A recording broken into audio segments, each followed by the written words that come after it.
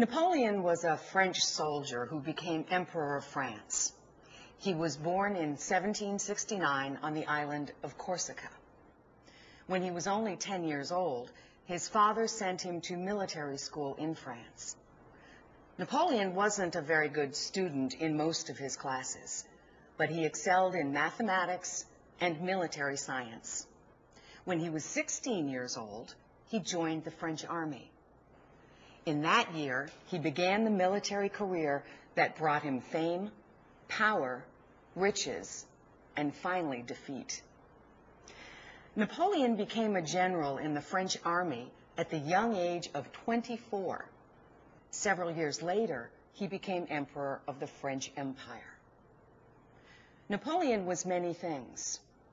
He was, first of all, a brilliant military leader. His soldiers were ready to die for him. As a result, Napoleon won many, many military victories. At one time, he controlled most of Europe. But many countries, including England, Russia, and Austria, fought fiercely against Napoleon. His defeat, his end, came when he decided to attack Russia.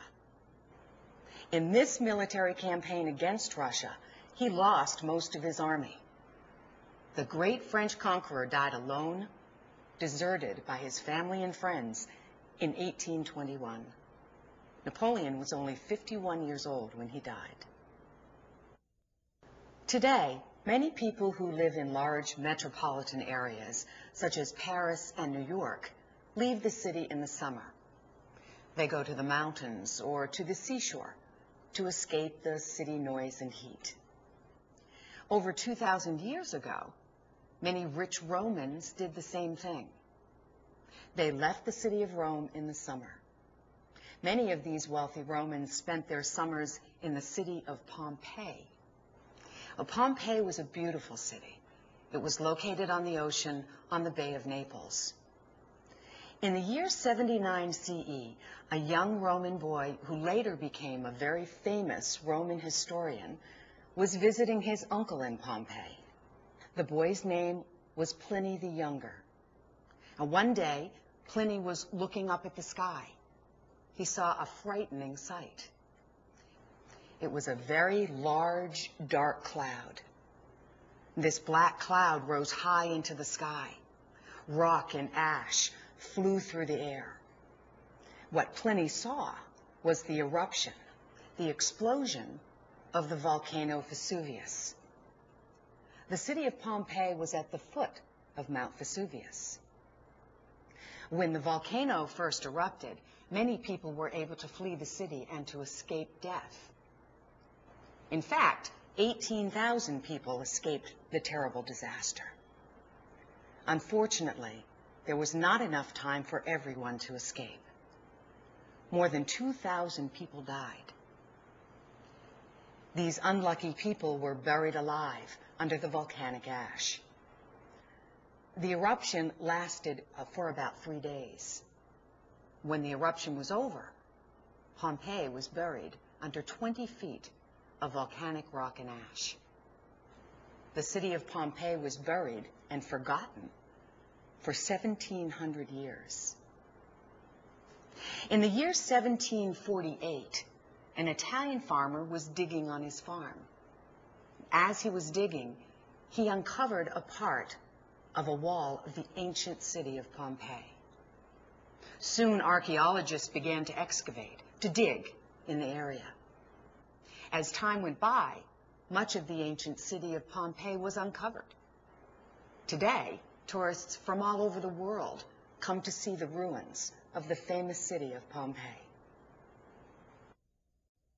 Lance Armstrong was born on September 18, 1971, in a suburb of Dallas, Texas, called Plano.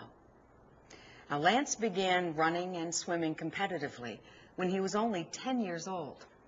By the time he was 13, he was competing in triathlons and won the Iron Kids triathlon. Lance's mother, who raised Lance mostly by herself, recognized and encouraged his competitive spirit. During his senior year in high school, Lance was invited to train with the U.S. Olympic cycling developmental team in Colorado. From that time on, Lance focused completely on cycling. By 1991, Lance was the U.S. national amateur champion. He also won 2 major national races the same year, even beating some professional cyclists. Now, although he was generally doing very well, Lance had his ups and downs. In 1992, he was expected to do very well at the Barcelona Olympics, but he finished in 14th place. This was a big disappointment. Lance got over the disappointment and decided to turn professional. In his first professional race, the 1992 Classico San Sebastian, he ended up finishing dead last, 27 minutes behind the winner. Now, Lance's mother continued to encourage Lance through his difficult times. Things went much better for Lance in the following years. In 1993, he was the youngest person to win the World Race Championships. In the same year, he entered the Tour de France for the first time. He won 1 stage of the race, but dropped out of the race before finishing. In 1995, he even won the Classico San Sebastian, the race that he had finished last in 1992. Lance also won the most important U.S. tournament, the Tour DuPont, 2 times, in both 1995 and 1996. By 1996, Lance was ranked 7th among cyclists in the world, and he signed a 2-year contract with the French racing team. At that time, he was still a few months away from his 25th birthday. Everything was looking very good for Lance Armstrong. However, everything changed dramatically and drastically in October of 1996, shortly after his 25th birthday. At this time, Lance was diagnosed with advanced cancer that had already spread to his brain and lungs. He almost immediately underwent 2 cancer surgeries. After these 2 surgeries, he was given less than a 50-50 chance of survival as he began an aggressive 3-month course of chemotherapy. The chemotherapy left Lance very weak, but the treatment worked well. Quite soon after, Lance was declared free of cancer. Lance returned to cycling and training only 5 months after he was initially diagnosed with cancer. He vowed he would return to competitive cycling better than ever. However, his French cycling team dropped Lance from the team.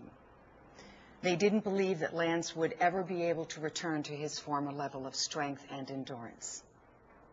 Fortunately, the U.S. Postal Service team became his new sponsor. With the support of the U.S. Postal Service team, Lance returned to racing in 1998. After one particularly bad day during one of his races, Lance pulled over and decided he was done with racing. However, after spending time with his really good cycling friends, Lance returned to racing, and again, he was off again in pursuit of cycling victories. Lance's big comeback was marked by his victory at the 1999 Tour de France. Lance repeated this feat in the years 2000, 2001, 2002, 2003, and 2004, for a total of 6 consecutive victories in the Tour de France, the most prestigious and the most grueling of all cycling contests. Lance's Tour de France record may never be beaten or even matched. Interestingly, Lance was the youngest person to win the World Cycling Championships in 1993, and the oldest person ever to win the Tour de France in 2004.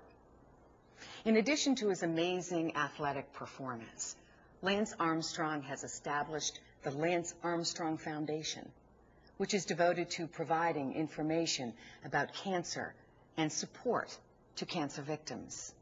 He's also written a book about his life and winning the Tour de France called Every Second Counts.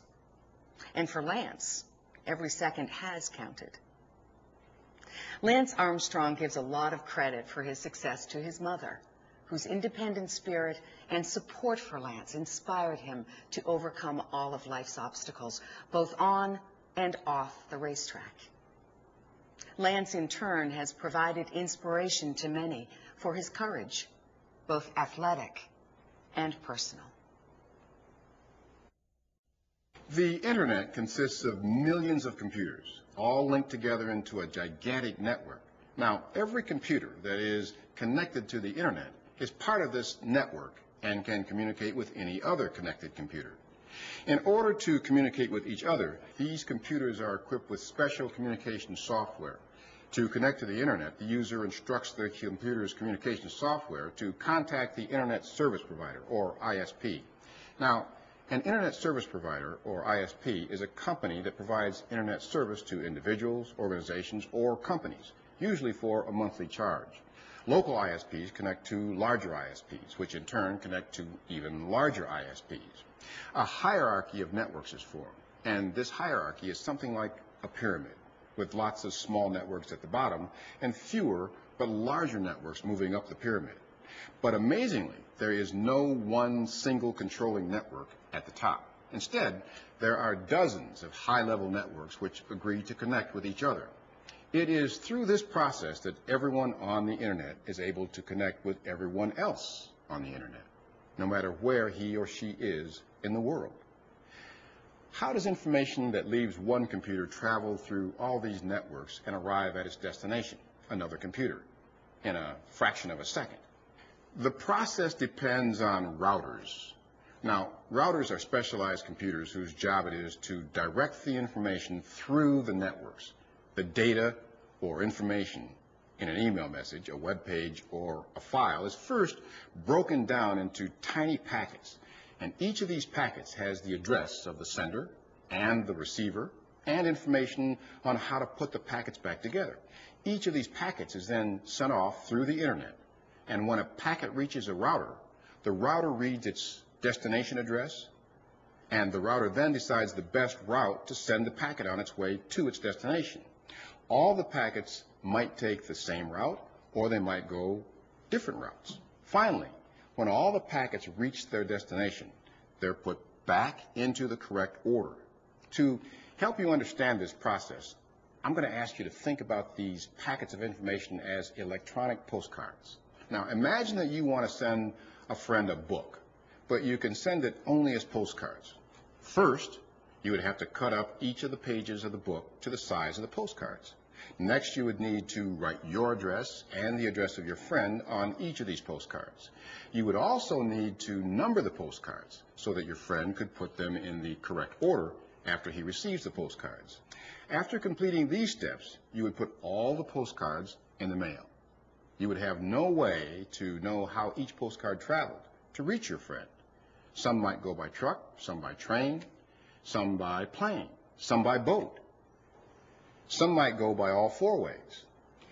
Now, along the way, many postal agents may look at the addresses on the postcards in order to decide the best route to send them off on to reach their destination. The postcards would probably arrive at different times, but finally, after all the postcards had arrived, your friend would be able to put them back in the correct order and read the book. Now, this is the same way that information is sent over the Internet, using the network of routers. But of course, it happens much, much faster.